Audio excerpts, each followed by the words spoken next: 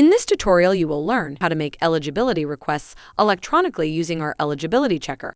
At this point, the program has been set up. We have checked connectivity over real-time with a trading partner.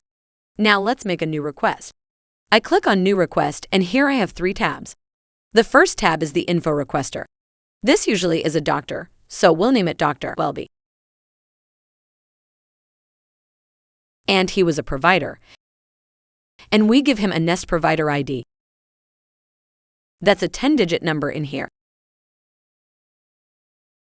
An address is 55 PCH 200 in Santa Monica in the state of California, and the zip code. Provider type, primary care physician, no specialty code. This is information on the info requester can be saved into the database. So the next time if you type the letter WIN here or the number 7 in the ID, all the information that you have here will be recalled. The requester information has been saved now, and we have the trading partner to whom we are sending this request. In this case, it's Acme Insurance, the company we set up earlier as a trading partner. Now we go to the Subscriber tab. The subscriber is the patient. We have a fictional subscriber that was born on January 1970.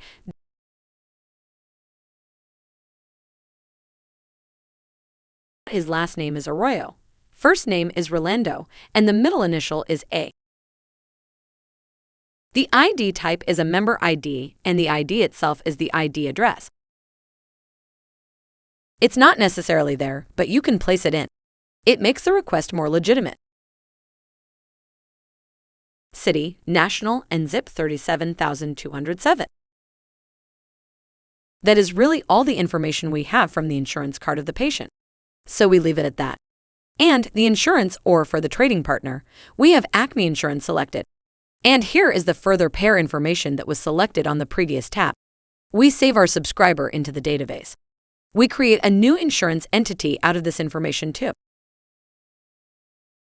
And the requested coverage, well, we don't know what we want. So for that, we just take a service type code of 30. That is general health plan coverage. Let the plan come back and tell us what this person all has. I saved the benefit inquiry.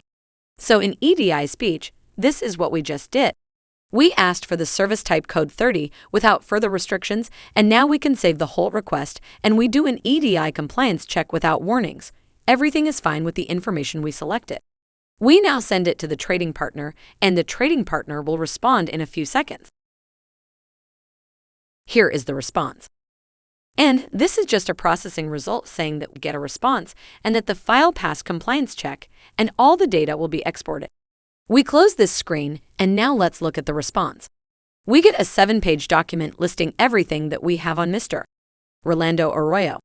He has healthcare coverage. Benefits for him began 10 years ago. We have here deductible on the individual level of $50 and on the family level, accumulator remaining $300 that need to be deducted.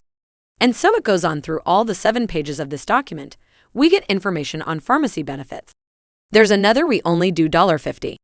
We have a deductible on X-ray lab and diagnostic labs, and we can go on, but all these service types are covered by the insurance that Mr. Arroyo enjoys. This is the whole cycle of creating a request, of sending the request for the trading partner and viewing the response. We can also look into the transaction log to see everything that happened. We initiated the eligibility check. The trading partner was found.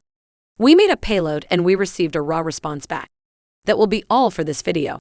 Thank you for watching.